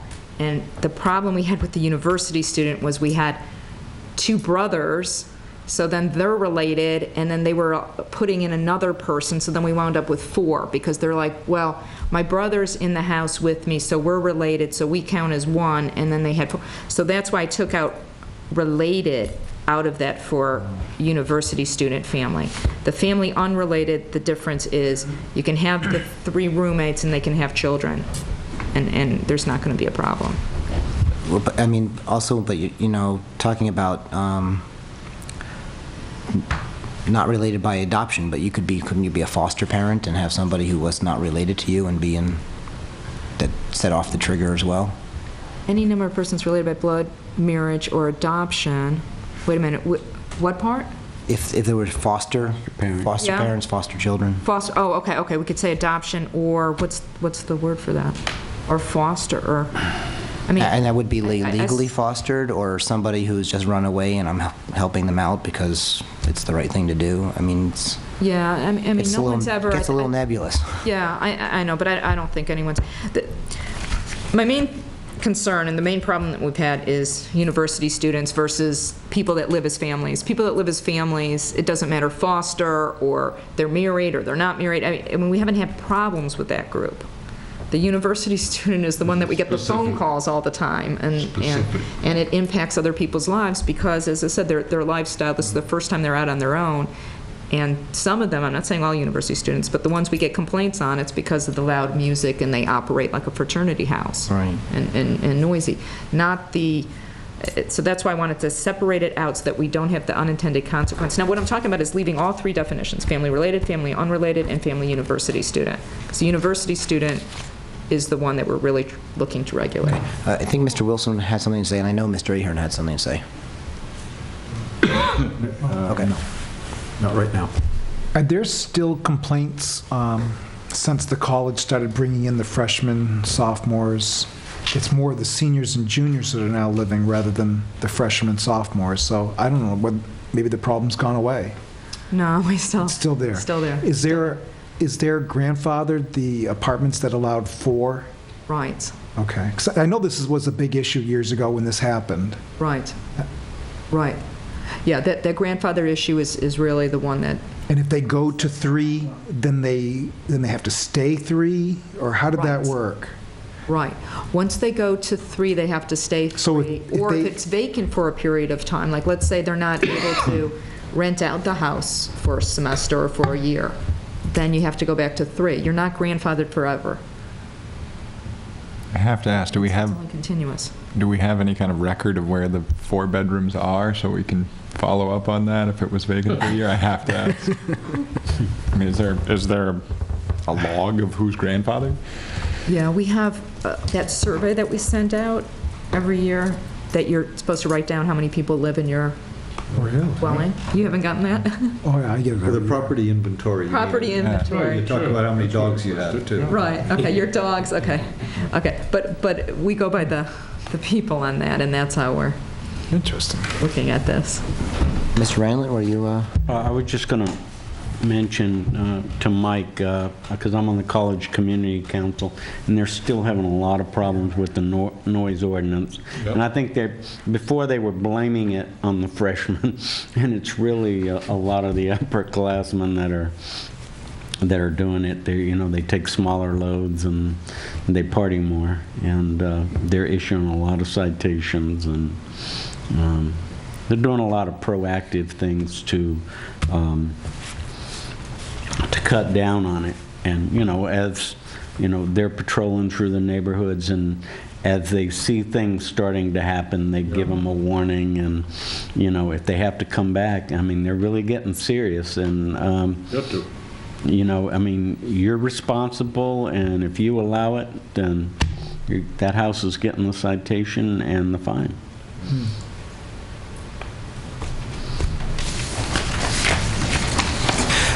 Miriam, when you said that, like, Boston University adopted something like this, or the community around it, did you use their language?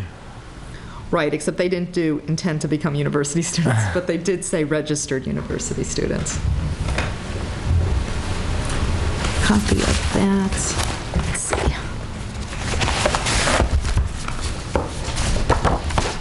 How much of a problem, excuse me. Yeah, please go. How much of a problem is it creating right now? I mean, is it is it 1 or 2 out of 100, or? The ones that create problems, they keep repeating. So we have, and it's more the landlord than the actual student. But I know the landlords are getting real active in the whole situation too, and you Right, know, right. A number are... The landlords are getting a police report on everything that happens so that they can go and they can address it with the individual resident. And that's why I'm wondering if we need to change it or even bring it up if it's, you know... Well, if we it's definitely need to put in a regulation. We can't just leave it as, this is a definition. I mean, it's a definition, so what? We have to at least say that you need to comply with the definition, because that makes me very nervous, because everyone says you can't have more than 3, but it's nowhere written. But like John's saying, there's a lot of information you can't get, you know? And you're not going to get it. And if I can say I'm intending to for 10 years and never do it. Well, right, but I mean, that was that they fit into the definition. I didn't want them to get out of it by saying, oh, I'm not registered right now, so I can... I see. Okay. I wasn't looking at it from the other standpoint, but your point about landlords, yeah, the majority are good, and majority of people have complied. It's just that small minority that we have problems with. And the same thing with students. I'm sure majority of students are fine, but you have that small minority that causes all the problems. And this would correct that, you think? That's my thinking. So this would read in the ordinance, under definitions, we'd have 3 definitions for family-related, family-unrelated, and family university student. Those 3 Right. definitions would be there. Right. And then I see you have an asterisk, but is there actually, that says, all residential uses shall comply with the definition of families as defined in zoning. So couldn't you say, we're a family university student? There's no words of exclusion in here. Oh, right. You'd have family university student. The main point is 3 or less.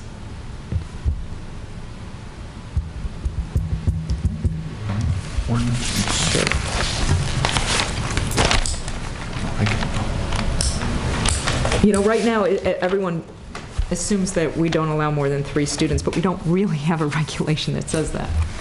So this will allow 3 university students that's what calling we allow themselves a right now. family, Yeah. but it won't allow 4. Right. It will not allow 4. And it prevents us from having, what I've been hearing too often now is, this is my brother, and this is my cousin, and this is my friend, so then they're getting more than the 3 because they've got the brother and they've got the cousin. Well, gosh, cousin, that is related. And that's very common, that you go to school with your cousin, or you go to school with your brother, or you go to school with... So then they're getting more than the 3. Mr. Anlett? Yes, I've known of some families whose son attended school 2 or 3 times a week, and he'd stay at the buddy's house, you know, so he's not a resident of that house, yet almost half of the time he's there. This regulation wouldn't, every one of the guys could have a buddy staying with him. You know? Right. And I don't know how to address that, because that's very tricky. Even now, when we say, okay, there's more than 3 students living there, it looks like 4 or 5, it's hard to prove unless they've signed the lease. Yeah, but they could be there all the time. I know. I don't know how to get to that. Sometimes in some communities, they've had the code compliance officer go at off hours and take pictures and see how long the car, the extra car has been there. But still, they're going to, half of them are going to end up saying, we had a party. Yeah. They just, this won't solve... They were too drunk to drive home, so they This won't stayed solve everything. This won't solve everything, but at least we could address some of it. This will stop 4 university students from living in the Right. house. Right. So why don't we, Except for the ones that are grandfathered. except for the ones with grandfather? I still don't understand where it actually says that you can't have 4. I mean, by definition, 4 people would no longer be a family, but if it's not in the ordinance already, then how does this stop them from living Oh, okay, because together? here on the asterisk, Yeah. all residential uses shall comply with the definition of family as defined in the zoning ordinance, so it's got to be, So a group of 4 people is no longer any of these definitions, right, so they are not a family. right. So where does it say that you can't live together if you're not a family? Oh, okay. Well, all residential uses shall comply. Won't that do it? Shall comply. So basically you're saying you can only live together if you're a family? Right. One of these 3 definitions? One of the 3. Okay. Versus now where we don't have anything.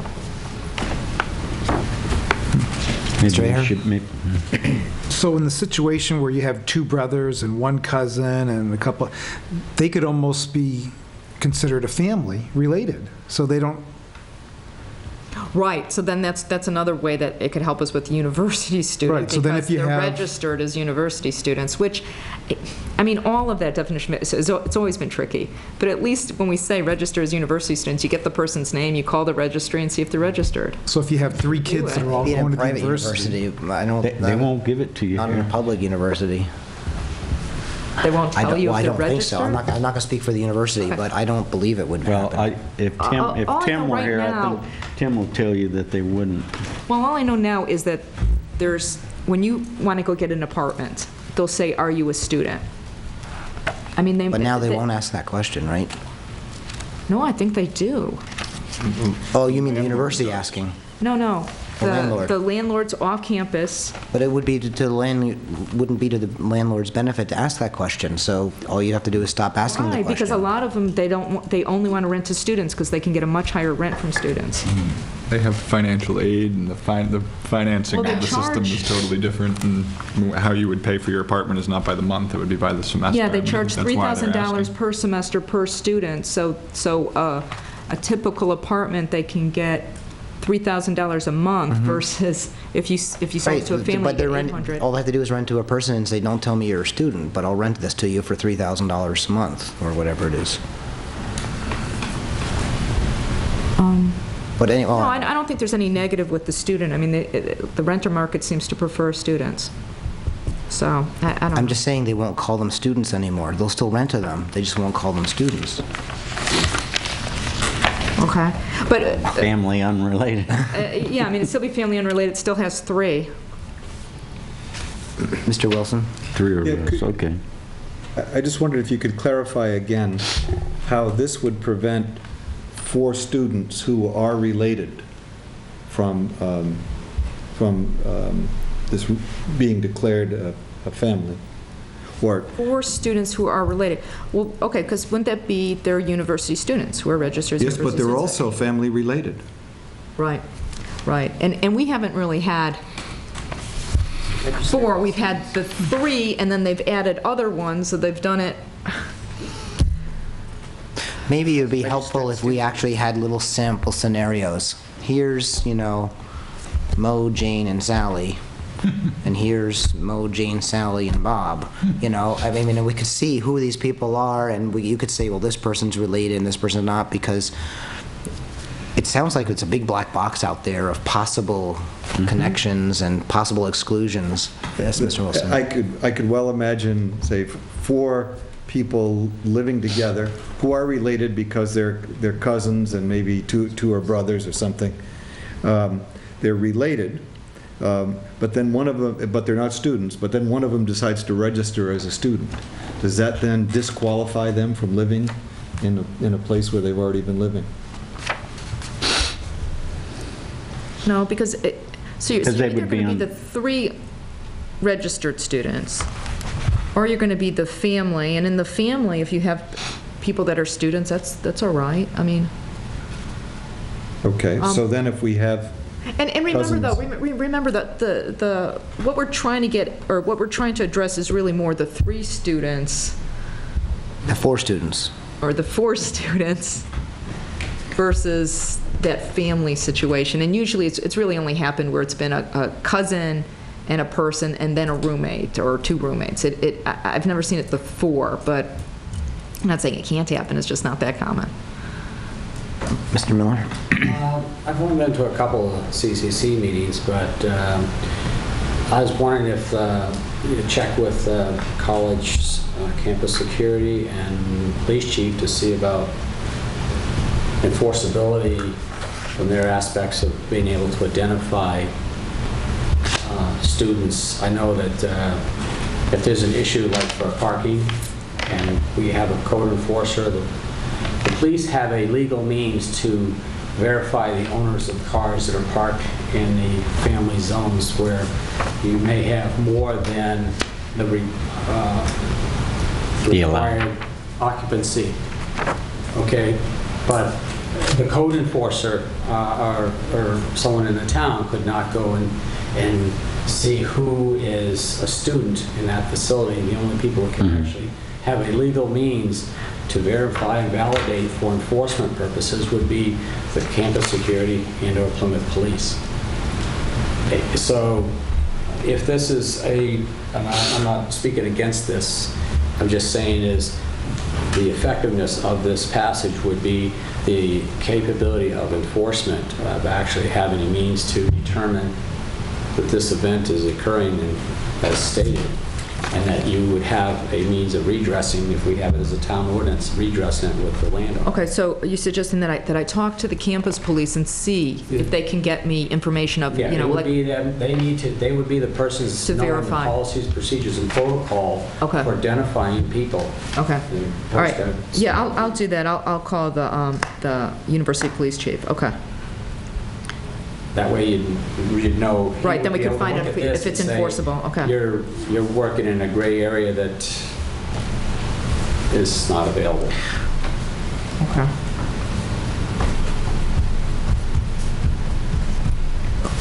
In terms of the family unrelated, I mean, are we creating a situation that could be difficult for 2 families that aren't college students, but are just trying to economize their budgets during tough times?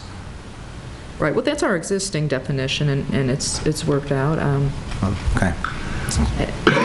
Any group of 3, no, that's worked out, as long as we keep the children in there.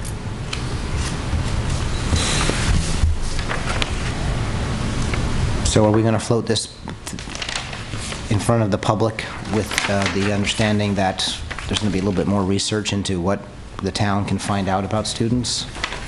Right, let me research more, you know, with the other cities, what they're doing, and I'll try to get the exact wording from Boston. I had an article that I was looking at, and it doesn't exactly get to the wording, so I'll see if I can get that and do some more research, and then call the university police chief and see if we can enforce And it. are you going to keep in the intend to become university students?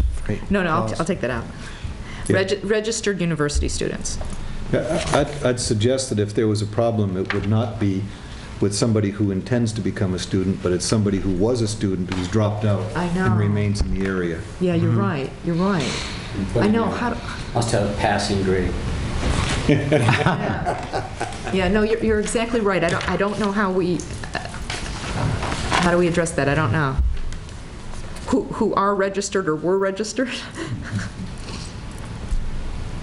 There's so many variables, you could end up with half a page on it. Yeah. you know? I'll just research what other cities have done and see if they come up with something. But that is the problem, when they had the 3 and then they were partying so much that then he had to drop out. And Yeah. Right, but I'd just suggest that we couldn't make it as simple as we're registered, because somebody who was registered and successfully graduated and now has a job with a university degree, we don't want to exclude necessarily. Yeah, right. Like, let's Just say he was because- registered 20 years ago, you know. Yeah. I have to be employed. I was adding the word employed because of the way you said that Has they to be have a job. employed, responsible. Yeah. Is there a reason why it just doesn't say in our ordinance you cannot have 4 people unrelated?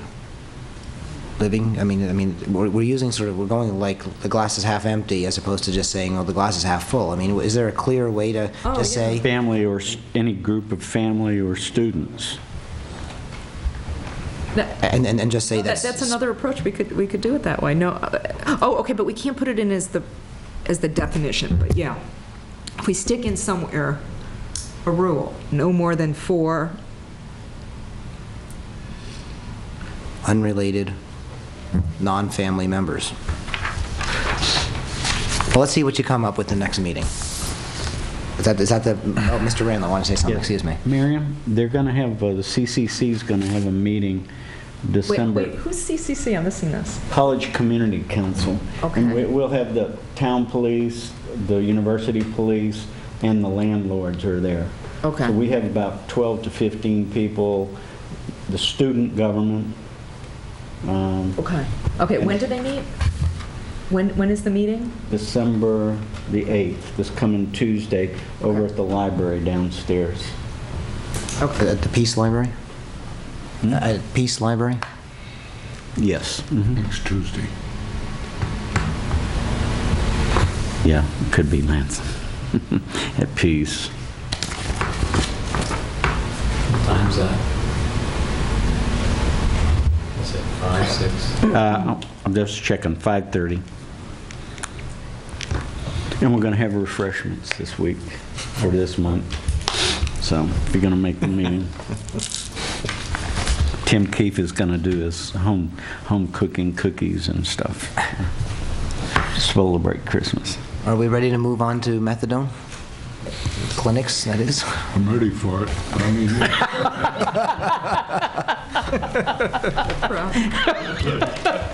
Less expensive, huh? Okay. So again, this came up because I want to be prepared rather than somebody come through the door and we don't have a regulation to approach it. So right now in our existing ordinance, these are some of the commercial uses, not all of them, but we don't even have medical office. All we have is office. If somebody came through my door tomorrow and said, I want to set up a methadone clinic, I go down the uses and see what it would most likely fit into, and I think I'd come up with, okay, I guess it's an office. And then you see that it's permitted in the agricultural zone, the civic institutional, village commercial, highway commercial, industrial commercial development, okay? And in the multifamily, it's a special exception. What I'm proposing is we come up with a definition of methadone clinic, so that's on the last page. Methadone treatment facility means any properly licensed facility other than a hospital where the drug methadone is administered or dispensed to patients for the purposes of pain addiction treatment. And then on our commercial table, add methadone treatment clinic, and then don't allow it in the single family and the multifamily district. Allow it in all of our other districts, agricultural and CI, VC, HC, ICD, as a special exception. And then that allows the zoning board, allows the board to just look at it case by case and then see if it's appropriate in that neighborhood. Would it fit in with the character? Or could they adjust it a little bit, maybe by setting a buffer or something? But give us the opportunity to add some conditions and just look at it case by case.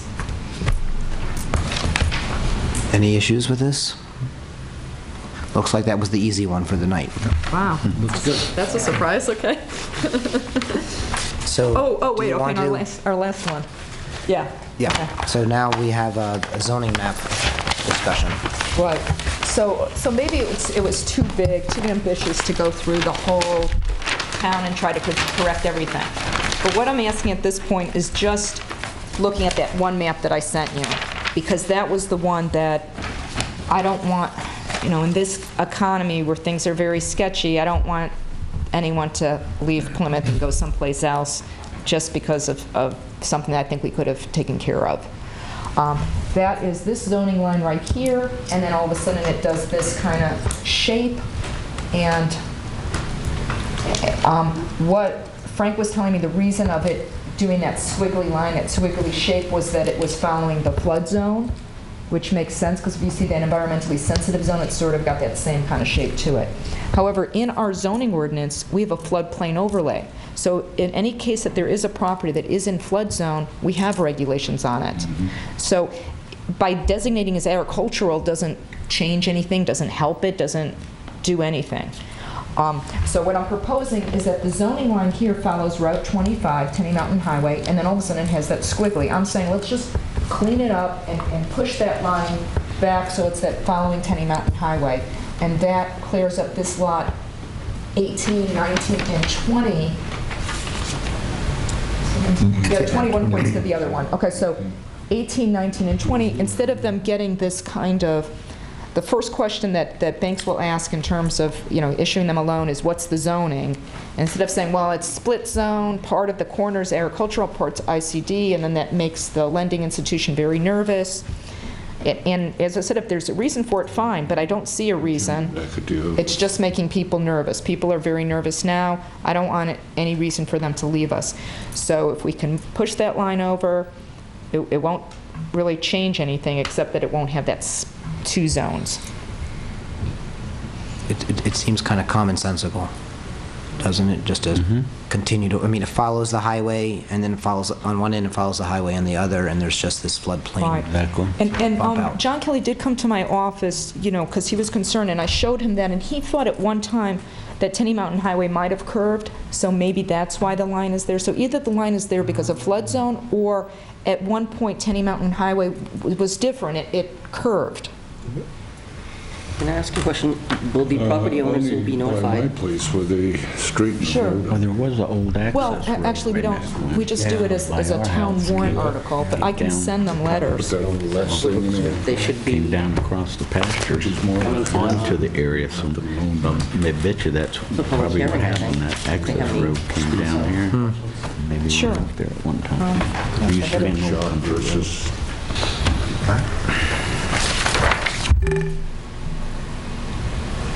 Bob, up on Cooksville where I live, where Bill Carpenter and them are. Yes. There used to be a road between the Sleeper property and ours. There used to be I guess, farm road that came down in between those properties and came down across the field and out in that direction. I don't know where it went. I wonder whether that could have been. Yeah, Frank. Oh, My name is Frank. I was just... Okay. Yeah, don't because know. wasn't there something with the intersection in Highland Street, and when they put the light there, did they re-change the intersection somehow so that? It didn't. Okay, it didn't, okay. Let me tell you right out of the zoning ordinances. This ICD is bounded by the north of the Zone A of the flood insurance map of May 3rd, 1982. Okay, That's what it so was. that's why it was the flood zone, which, maybe that's before we put in our flood overlay, but now we have a Or put in flood. our environmentally sensitive zone. Oh, okay, now we have an environmentally sensitive zone, and now we have a flood zone. So it's covered for all of those issues. Plus, it being zoned agricultural doesn't change it any from being zoned ICD in terms of addressing flood concern. Is this location of the Tenny Mountain Highway intersection of this was a reconstructed Tenny Mountain Highway, Right. because the other Tenny Mountain Highway was much north, was north of that. Oh, okay. It was, okay, so it didn't follow This is that. reconstructed. It has not been reconstructed other than the minor traffic changes, the islands, and the lights that were put in at Shop and Save. Okay. Ms. Bishop, did you have a question that got answered? I just made a statement. Oh. I asked Miriam if the property owners that are going to be affected be contacted. Yeah, they will. And that seems very reasonable, so I'll send letters to them. You probably even want this one in number 21 that's stuck in between 19 and 22. It looks like their corner's pretty close to it, so they probably would want to know. Okay, yeah, because 21, the line goes over, but just that they're about. It's just so close. Okay. Any other questions on this one? All right, so does the town planner feel like she's gotten enough directions from the board tonight? Yes, All right. I got a lot of work and direction. Okay, and so then you're comfortable with me advertising as public hearing? Our first one, we'll do it in December. And then, as I said, we're not required to have more than that, but we'll have plenty of time to have more than that. Yeah, well, I think we probably should plan to, just because we usually get a lot of good input from the public, and this isn't leaving our table right now, at least from my sense, really a firm grasp. So I think next meeting, we'll have a chance to have read what we've actually talked about tonight, get a firmer grasp on it, and then take into consideration what we hear, and then maybe, I think probably would make sense to expect to have another one. Okay, so that's good. So we'll have this at our next meeting, and then also we're going to have that Plymouth Woods Apartments. So if you're driving by there on Fairgrounds Road, then, take a look at that, and I'll send you information. They're going to also, they don't need to, what do they have to do with respect to the former open space development plan? Because, I mean, I don't think this is going to be the case, but we don't certainly want to set a precedent where you create, really urban, really dense area through open space, and then a couple years later you start carving up that, and then you've changed actually the requirements that the original open space met. So what I did when they were here is I said, make sure you run those calculations for density, which I'm sure in this case will, but there should also still be the boundary line, the buffer space around the boundary of the open space development lots that are remaining. Does this make sense? Yeah, I know it does, and we do need to talk about that, because in a way, the Blackie development, he's asking to amend his development so that he no longer has that piece. Yeah, the BICO development, yeah. The BICO development. What did I say, Blackie? Okay, BICO. Right, okay. So I need to give you that piece of it.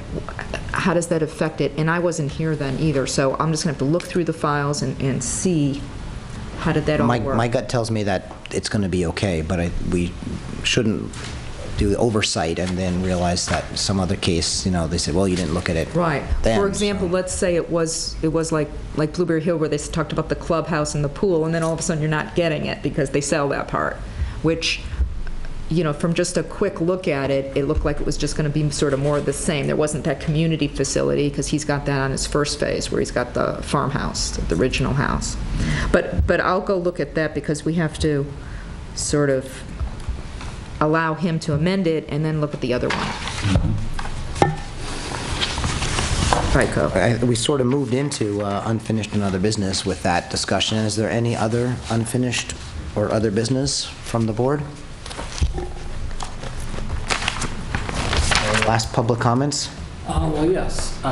Something that you touched on this clinic, dealing with the terminology of office.